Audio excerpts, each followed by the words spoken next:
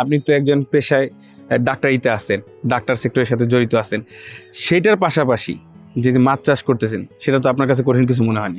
না, তেমন একটা সহজ কঠিন বিষয়। না, একবার সহজ বিষয়। আচ্ছা, যারা অন্যান্য পেশার সাথে জড়িত আছে, মাছ চাষ করতে চাচ্ছে বা নতুন চাষি মাছ চাষ করতে চাচ্ছে, সেক্ষেত্রে তাদের উদ্দেশ্যে আপনি কি বলতে চান, আর তারা কোন মাছ দিয়ে শুরু করতে পারে?